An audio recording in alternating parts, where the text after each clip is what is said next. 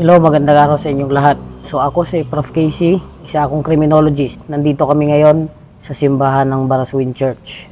Ang simbahan ng Baraswin Church dito sa Bulacan, sa Malolos, Bulacan, ang naging saksi ng revolusyon ni Emilio Aguinaldo at ng iba pang mga Pilipino.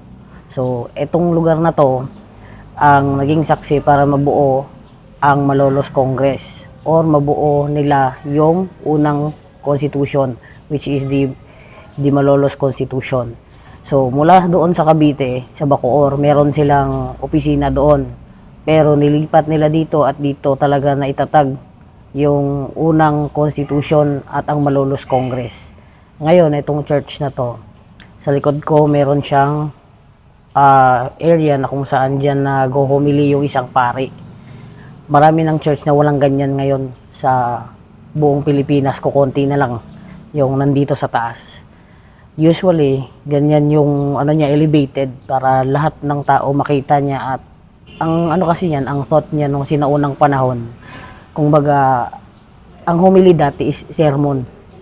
Yung sermon ba yung parang kinokorek or sinisita ng pare yung mga masasamang gawa ng isang individual. So usually yung ganyan is kitang-kita ng buong populasyon ng nagsisimba yung pare habang nagsisermon siya, habang nag-homily.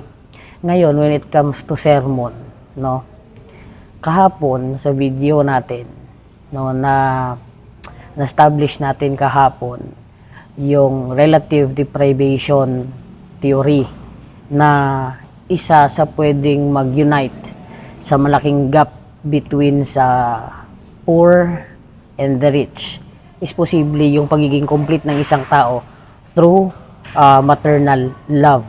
So bakit tayo nag-lead doon sa maternal love? Kasi meron tayong tinatawag na maternal deprivation theory.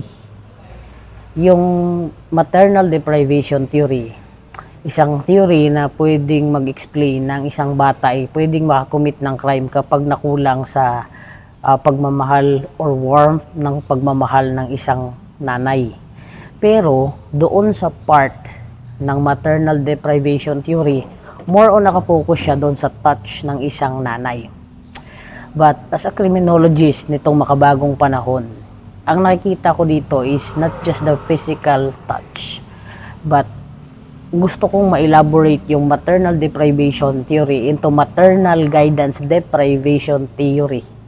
Kasi not necessary na always mong hawak at yakap yung anak mo.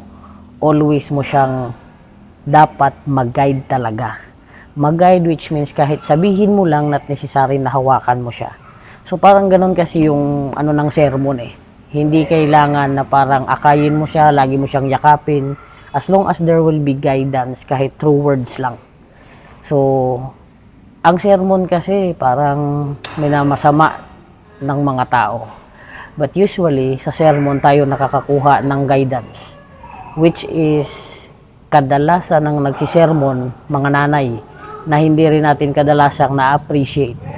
But naniniwala ako na when there is maternal guidance deprivation, naniniwala ako na posibleng makakommit ng crime ang isang bata kahit always or araw-araw mo siyang yakap.